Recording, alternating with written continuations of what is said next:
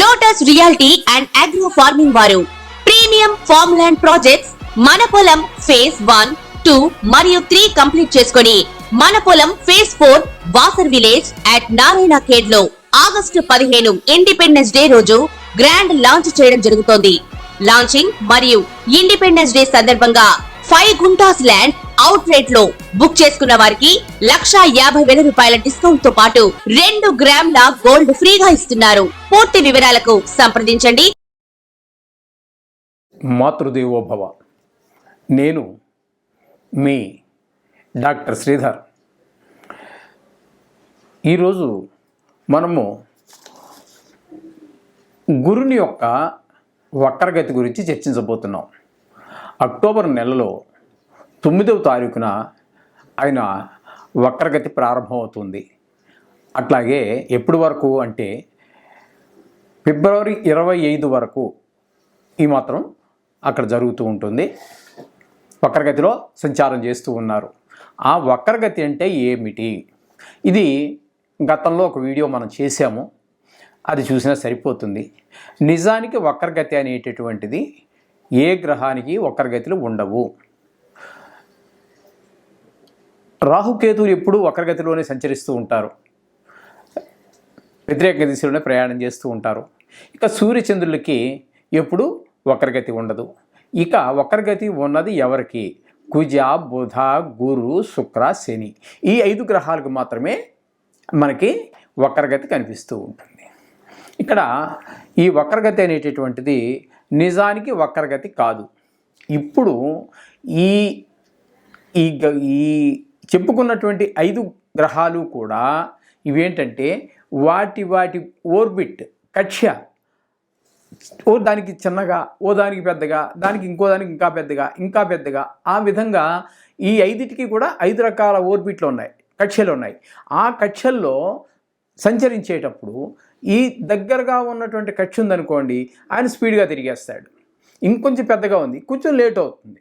ఇంకా పెద్దది ఇంకొంచెం లేట్ అవుతుంది, ఇంకొంచెం పెద్దది ఇంకా లేట్ అవుతుంటుంది. ఈ విధంగా వివిధ కక్షలలో సంచరించేటప్పుడు మనకి ఈ ముందు వెళుతున్నట్టే ఈ కక్ష, చిన్న కక్షలను బట్టి పెద్ద కక్షలను బట్టి ముందుకు వెళ్ళిపోతున్నటువంటి గ్రహం, అది చిన్న గ్రహం త్వరగా వెళ్ళిపోతుంది కాబట్టి అది ముందుకు వెళ్తున్నట్టు, ఆ పెద్ద ఓర్బిట్లో తిరిగేటువంటి గ్రహం వెనకపడినట్టుగా మనకు కనిపిస్తుంది. నిజానికి ఏ గ్రహానికి వక్రగతి ఉండదు. మరి వక్రగతి లేనప్పుడు ఎందుకు మరి ఈ సంభాషణ అంతా అంటే అక్కడ ఏం జరగదు. కానీ ఈ భూమి మీద మనం నివసించేటటువంటి మానవులకి వాటి యొక్క ప్రభావం ఏ విధంగా పడుతుందంటే, ఈ పెద్ద ఓర్బిట్ ఉన్నది వెనకబడినట్టుగా కనిపిస్తోంది కదా మనకి, దాని యొక్క ప్రభావం అక్కడి నుంచి మన మీద ఏ విధంగా ఉంటుంది. ఈ చిన్న ఓర్బిట్ అనేది స్పీడ్గా తిరుగుతుంది, ఇక్కడి నుంచి దీని ప్రభావం మన మీద ఏ విధంగా పడుతుంది ఈ మానవుల మీద. అందుచేత ఈ దగ్గరగా ఉన్నదానికి దూరంగా ఉన్నదానికి ఈ విధమైనటువంటి రిట్రాగ్రేషన్లో ఉండటం అనేటటువంటిది మనకు కనిపిస్తుంది. ఇంకా మీకు వివరంగా చెప్పాలి అంటే, మనం చిన్నప్పుడు బస్సు ఎక్కేవాళ్ళం. ఆర్టీసీ బస్సు, దానికంటే ముందు ప్రైవేట్ బస్సులు కూడా ఉండేవి. కొంతమంది తెలియచ్చు, కొంతమంది తెలియకపోవచ్చు.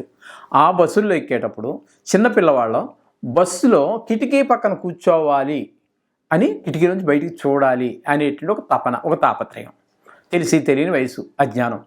అక్కడి నుంచి చూస్తూ ఉంటే మనం తదేకంగా చూడడం ద్వారా అక్కడేమవుతుంది, ఆ కొండలు, ఆ చెట్లు, ఆ టెలిఫోన్ వైర్లు, ఆ కరెంటు స్తంభాలు అన్నీ వెనక్కి వస్తున్నట్టుగా, వెనక్కిపోతున్నట్టుగా భ్రమ కలుగుతుంది. నిజానికి అవి ఎక్కడికైనా వెనక్కి వెళ్తాయండి? లేదు, మనం ముందుకు వెళ్తున్నాం. మనం తదేకంగా చూడడం వల్ల కొంత అజ్ఞానం వల్ల, అంటే అజ్ఞానం అంటే మరో రకం దూషణ కాదు, మనకు తెలియనితనం, చిన్న వయసు, తెలిసి తెలియనటువంటి వయసు కాబట్టి అవన్నీ మనకి వెనక్కి వెళ్ళిపోతున్నట్టుగా కనిపిస్తూ ఉంటుంది. ఈ విధంగా మనకి అది రిట్రాగ్రేషన్గా మనం తెలియజేస్తున్నాం. ఆ దూరాన్ని బట్టి, ఆ దగ్గరను బట్టి దాని యొక్క ప్రభావం మనుషుల మీద తప్పకుండా ఉంటుంది. నిజానికి వక్రగతిలో లేవు, కానీ దాని ప్రభావం అది ఉన్నటువంటి స్థానాన్ని బట్టి వాటి యొక్క ప్రభావం మన మీద పడుతూనే ఉంటుంది. ఈ విధంగా దీన్ని మనం వక్రగతి అన్నాం. అయితే ఈ వక్రగతి వలన వచ్చేటువంటి మానవుడికి వచ్చేటువంటి ఫలితాలు ఏ విధంగా ఉంటాయి?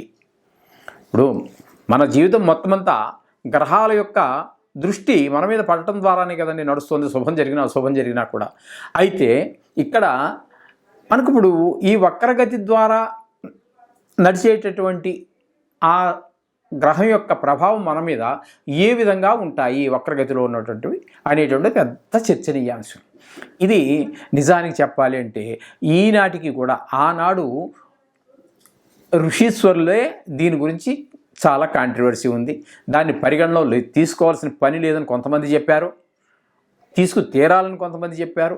ఏదేమైనప్పటికీ అది ఒక కాంట్రవర్సీ బిట్గా ఉండిపోయింది. కాకపోతే మన అనుభవాలను కూడా మనం పరిగణలోకి తీసుకోవాలి. ఇప్పుడు నా జాతకంలోనే ఉచ్చెలో ఉన్నాడు గురుడు కర్కాటకంలో, బట్ వక్రించి ఉన్నాడు. ఆ పీరియడ్లో నాది బాల్యం. అప్పుడు బాల్యంలో నేను చాలా కష్టాలే పడ్డాను ఆయన పీరియడ్ అంతా కూడా. ఎందుకంటే ఉచ్చెలో ఉన్నటువంటి గ్రహం కనుక వక్రిస్తే నీచ గ్రహం యొక్క ఫలితాన్ని ఇస్తుంది అని చెప్పడం జరిగింది కొంతమంది. అలాగే నీచలో ఉన్నటువంటి గ్రహం కనుక వక్రిస్తే ఉచ్చెలో ఉన్న గ్రహం యొక్క ఫలితాన్ని ఇస్తుంది అని కూడా కొంతమంది చెప్పారు. అయితే ఇక్కడికి ఇది మనం ఫిక్స్ అయిపోవడానికి లేదండి. ఇక్కడి వరకు ఇలాగే మనం నిర్ణయం చేసుకోవడానికి అవకాశం లేదు. ఎందుకని అంటే మనకి రాశి చక్రంలో ఉచ్చులో ఉన్నాడు, వక్రించాడు, సరైన ఫలితాన్ని ఇవ్వట్లేదు కదా మనకి. కానీ అదే గ్రహం నవాంశంలోకి వచ్చాక నీచపడ్డాడే అనుకోండి, నీచపడితే అది అద్భుతమైన ఫలితాలు ఇస్తుంది మళ్ళీ. ఇవి కూడా అనుభవంలో చూసాం. మన అనుభవాన్ని కూడా మనం పరిగణించి జోడించి చూసుకోవచ్చు. ఇంచేత నా అభిప్రాయ ప్రకారంగా నేను చూసినటువంటి జాతకాల యొక్క ప్రభావం గురించి కూడా మనం చెప్పుకోవాలి. కాబట్టి ఉచ్చులో ఉన్నటువంటి గ్రహం వక్రిస్తే నీచకి పడుతోంది, నీచలో ఉన్నటువంటి గ్రహం వక్రించినట్టయితే ఉచ్చులో ఉన్నటువంటి ఫలితాన్ని ఇస్తుంది. కానీ ఇక్కడ మళ్ళీ మనం ఒకసారి చెప్పిందే మళ్ళీ చెప్తున్నాను. ఎందుకంటే రాశిలో మీకు ఉచ్చులో ఉంది, రిట్రాగ్రేషన్లో పడింది, కింద పడింది. కానీ నవాంశంలోకి వచ్చినప్పుడు నీచబడింది, ఆ గ్రహం యోగిస్తుంది మళ్ళీ.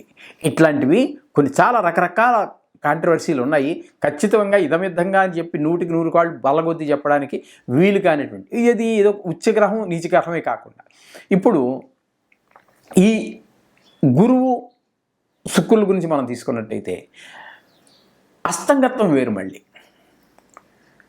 సూర్యుడికి అస్తంగత్వం అయిపోవటం, ఆ విధమైనటువంటి ఫలితాలు కూడా కొన్ని మనం పరిగణలో తీసుకోవాల్సి వస్తుంది. ఇది వక్రంలోకి సంబంధం ఏమీ కాదు. కానీ ఇక్కడ మిగతా గ్రహాలకి కొన్నిటికి స్తంభన ఉంటుంది, కొన్ని గ్రహాలకి స్తంభన ఉంటుంది. అవి అలాగా చరించవలసినటువంటి సమయం కన్నా ఎక్కువ కాలం అక్కడ నిలిచిపోయినట్టుగా మనకు కనిపిస్తూ ఉంటుంది. దాని ప్రభావాలు వేరే చెప్పారు.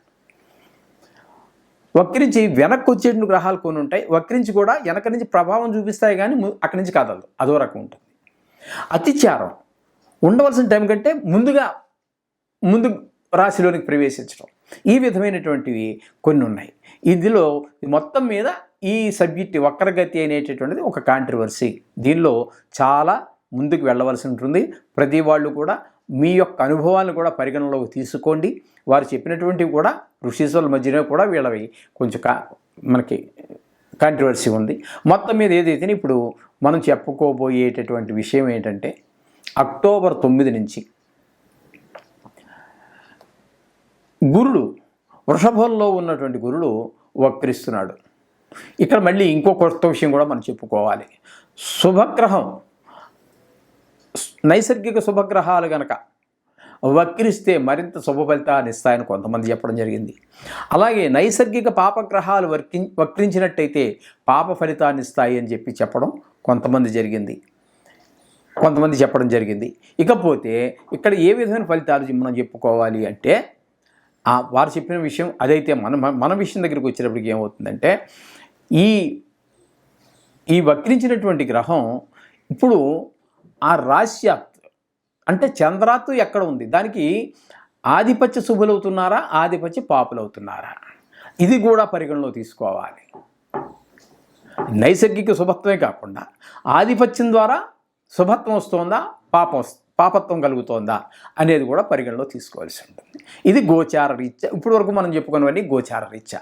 ఇక జాతకం దగ్గరికి వెళ్ళామనుకోండి, జాతకం దగ్గరికి వెళ్ళినట్టయితే అక్కడ అది జీవితాంతము పర్మనెంట్గానే, అంటే శాశ్వతంగా అదే రాశిలో అక్కడే ఉండిపోతుంది. మనకి గోచారంలో ఇది కొద్దిపాటి కాలం మాత్రమే ఉంటుంది. ఒక శుక్రుడికి ఇన్ని రోజులని, శనికి ఇన్ని రోజులని ఇట్లా నిర్ణయం చేయడం జరిగింది. ఆ నిర్ణయం అయిపోయిన తర్వాత మళ్ళీ మామూలు జనజీవన శ్రమంతలో కలిసిపోవడం ఉంటుంటారే మానవుల్లో, అదేవిధంగా అవి మామూలుగా ఎప్పుడూ జరిగేటటువంటి ఆ రీతిలోకి చేరిపోతాయి మొత్తం గ్రహాలన్నీ కూడా. ఇది ఫలితాలు. అయితే ఈ వక్రించి ఉన్న సమయంలో మానవుడి మీద ఆ గ్రహం యొక్క ప్రభావం ఎలా పడుతుంది అంటే, ఇక్కడ నిజానికి ఇప్పుడు గోచార రీత్యా మనకి వృషభ రాశిలో సంచారం చేస్తూ ఉన్నారు గురువు. అయితే 9వ తారీఖు నుంచి వక్రం గతి ప్రారంభమవుతోంది. అప్పుడు మనము ఏం చెప్పుకోవాలి, ఇప్పుడు మకర రాశి వారికి గోచార ఫలితాలు తెలుసుకునే, గోచారం అంటే గురువు యొక్క వక్రగతి వలన కలిగేటటువంటి ఫలితాలు ఏ విధంగా ఉంటాయి అనేటటువంటిది తెలుసుకునే ప్రయత్నం చేద్దాము. అక్టోబర్ 9, 2024 నుండి వక్రగతి ప్రారంభమవుతోంది గురువుది. అది ఫిబ్రవరి 8వ తారీఖు 2025 సంవత్సరం వరకు కొనసాగుతూ ఉంటుంది. ఈ రోజుల్లో, ఈ వక్రగతి జరిగేటటువంటి రోజుల్లో ఈ మకర రాశి వారికి ఏ విధమైనటువంటి ఫలితాలు వస్తాయి అనేటువంటిది సశాస్త్రీయమైన పద్ధతిలో తెలుసుకునేటువంటి ప్రయత్నం చేద్దాము. ఇక్కడ నిజానికి ఈ మకర రాశి వారికి పంచమ స్థానంలో గురువు యొక్క సంచారం జరుగుతోంది. కానీ వక్రగతి ద్వారా మనం చతుర్థ స్థాన ఫలితాలను మనం పరిగణలోకి తీసుకోవాల్సి ఉంటుంది. ఇక్కడ మనకి చతుర్థ స్థానంలో సంచారం వల్ల అంత శుభప్రదమైనటువంటి ఫలితాలన్నీ ఏమి రావండి. దీనిలో మనకి శాస్త్రం చెబుతున్న ప్రకారంగా ధన నష్టము అని చెప్తున్నది, శాస్త్రం సూచిస్తున్నది. కాబట్టి మీరు ఎంత దాన్ని ప్రయత్నించాలన్నప్పటికీ దైవబలం ముందు మానవ బలం పని చెయ్యదు, చాలా తక్కువ పని చేస్తుంది. మీరు ఎంత ప్రయత్నించినప్పటికీ కూడా ఆ దైవబలమే గెలుస్తూ ఉంటుంది. తద్వారా మనకు కొంచెము ధన నష్టం కలిగేటటువంటి వ్యవహారాలు కొన్ని జరుగుతూ ఉంటాయి. అయితే దాన్ని తప్పించుకునే మార్గం లాస్ట్లో చెప్పుకుందాం. ఇప్పుడు ఈ చతుర్థ స్థానంలో అంటే పంచమ స్థానం నుంచి 4వ స్థానంగా ఉన్నట్టుగా మనం పరిగణిస్తున్నాం వక్రగతి మూలంగా. అయితే ఇక్కడ మనకి 5వ స్థానంలో చూపు పడుతూ ఉంటుంది. దృష్టి 5వ స్థానం మీద గురువు యొక్క శుభదృష్టి పడుతూ ఉంటుంది.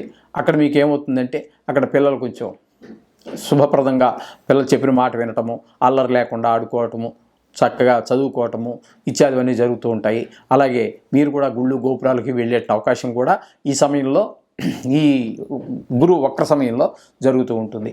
అలాగే సప్తమ స్థానం అయినటువంటి కర్కాటకంలో కూడా మీకు మంచి ఫలితాన్ని ఆయన యొక్క దృష్టి పడుతున్న కారణంగా ఆయన ఆ స్థానాన్ని కూడా ప్రభావితం చేస్తూ ఉంటుంది.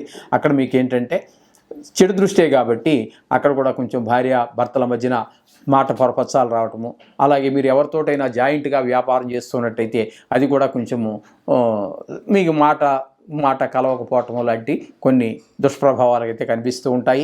ఇకపోతే 9వ స్థానమైనటువంటి కన్యారాశిలో కూడా ఆయన యొక్క విశేష దృష్టి పడుతున్న కారణంగా అక్కడ మీకు ఆ స్థానాన్ని కూడా ప్రభావితం చేస్తుంది. మనకి రావాల్సినవన్నీ చేతికి వచ్చినట్టే ఉంటూ ఉంటాయి, కానీ జారిపోతూ ఉంటాయి. ఈ ప్రభావం మొత్తం మీద కర్కాటక రాశి వారికి ఈ గురువు యొక్క వక్రగమనం శుభప్రదమైనటువంటి ఫలితాలను ఇవ్వజాలదు. కాబట్టి ఈ సమయంలో మీరు నవగ్రహ మంత్రాలు కానీ బీజాక్షరాలు కానీ ఏవో అని చదువుకోండి, తప్పకుండా మంచి జరుగుతుంది. అలాగే శనగలు ఇవేవి లేవు, పల్లెటూరులో ఉండకపోవచ్చు కొన్ని గుళ్ళు నవగ్రహాలవి, అటువంటిప్పుడు ఏం చేస్తారంటే కాసిన శనగలు తీసుకొని 1 కేజీ అన్ను తీసుకొని నానబెట్టండి, దాన్ని తిరగమాత వేసి దేవుడికి గుళ్ళకి చేసేయండి, లేకపోతే పూజారి గారే చేస్తారు, డబ్బులు కట్టేసేయండి. ఆ ప్రసాదాన్ని ఆయన దేవుడికి నైవేద్యం చేసి మీకు కొంత ఇచ్చి మిగతాదంతా వచ్చినటువంటి భక్తులు పంచుతూ ఉంటారు.